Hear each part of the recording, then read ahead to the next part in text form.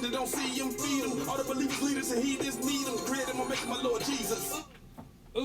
Yeah. Praise 102.5 is Atlanta's Inspiration checking in. But Yes, what's sir. up with these beauticians not wanting to wash your hair no more? Listen, Atlanta, if you're in Atlanta and you get your hair done, we gotta have a discussion. I was talking with my sister Cree from Hot 1079, and the stylists in Atlanta have just gone on strike, basically. They don't want to do their job. They only want to style. They don't want to take care of their hair. And I got an issue with that. Then they want to charge you if you show up late, but don't reimburse you if they're running behind. They overbook. Sis, help me out. Like, it's a give and take here. Got it.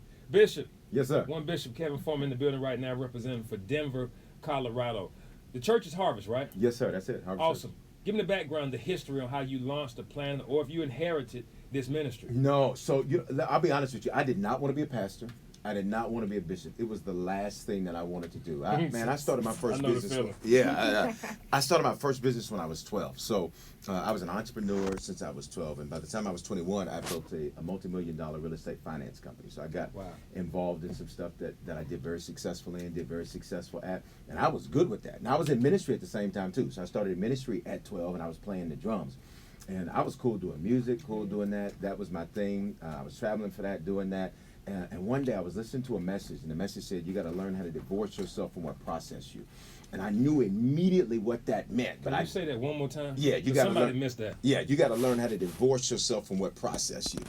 Sometimes we have overinvestment in what processed us so that we never move into the promise that the process was for. Oh my, I love that. Let me back that thing up. Come on. Sometimes we have overinvestment in the process that the promise was for. Don't we, man? And so we get, sometimes married to what it is that I heard a saying like this. It says that sometimes you overvalue what you've done and you underestimate what you can achieve.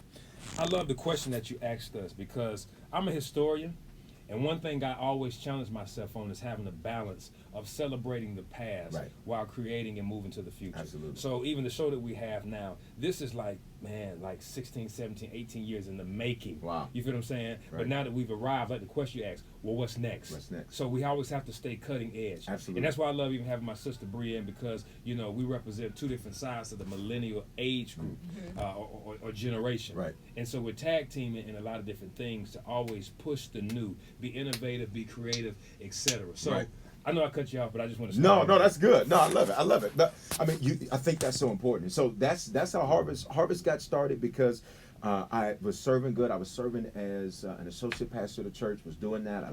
I was good doing that. I liked being sort of the bad cop, getting stuff handled for pastors. Said, don't y'all go mess with him. I got this handle. And I knew that Next was calling, and I didn't want Next. I ran from Next. I did everything I could. And so literally, God got a yes out of me by backing me into a corner and saying that you can do whatever you want, but this is your only option. Bishop Kevin Foreman is checking in right now representing Harvest out in Aurora, Colorado. Yes, sir. So we're going to talk about these Rockies and tapping the Rockies because y'all doing some major things with cannabis out there. And, of course, prohibition was real strong out there and all of that. Yeah. I just want to get your thoughts, man, because there's a whole new wave of things that are coming up. Right. We got to pay the bills. It's Lit Nights with Ed and Bree. Praise 102.5. Hey, let's go. Hey, everybody, it's Erica Campbell, your host of Get Up Morning. What's cracking, EC? Up next.